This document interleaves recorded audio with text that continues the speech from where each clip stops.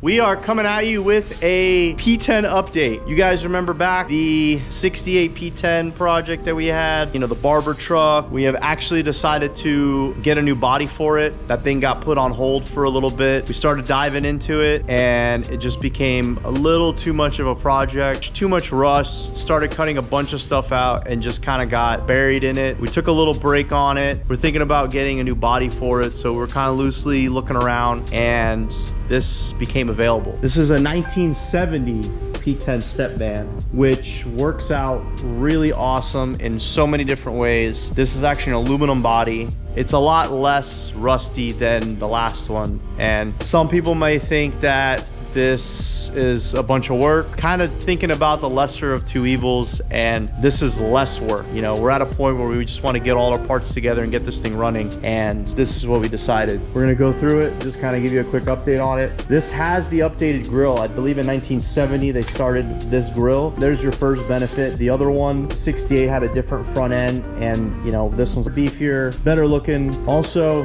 it has a hood. Again, it may seem silly, but the other one didn't have a hood, just had like this little vent hole. We ended up cutting out that whole section and we were gonna graft a hood in there. So again, front end work, we're gonna have to fabricate all new stuff. So just, you know, a few things less work.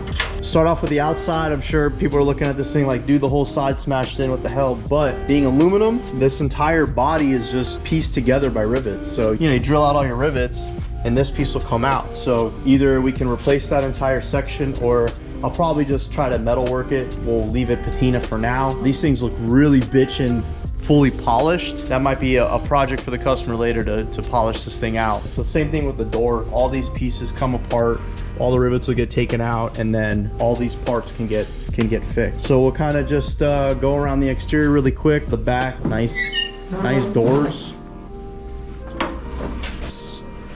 All that stuff's done. You know, the outside is done. Instead of trying to chop up a whole bunch of stuff. This side is a lot better. You guys can get a better idea.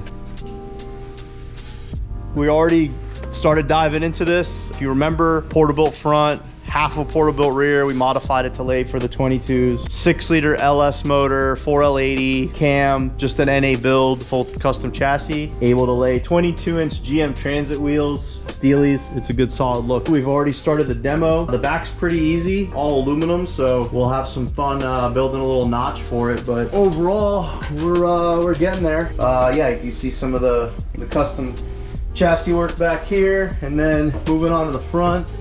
This is the only part that's going to get real tricky. You know, you got your rack and pinion now, which you have all that stuff from the other truck, and we're going to be kind of retrofitting them all in here and all back together in panel work. I mean, that's pretty much it. Quick up to speed on where we're at with this. It's been on hold for a while, so any other questions, feel free to holler. And I will give everyone a pro tip. If you're going to be building one of these vans, I highly recommend trying to find an aluminum body. They're definitely harder to find, definitely a little bit more expensive, but you save a bunch of work in the long run. Those steel bodies, a lot of them are really rusted, and not only are the panels riveted and you can just pop out the rivets and replace stuff, but a lot of the interior stuff is too. A lot of this is already framed. A lot of the work's already done. Well, there you go. P10 update. Stay tuned for more. See you next time.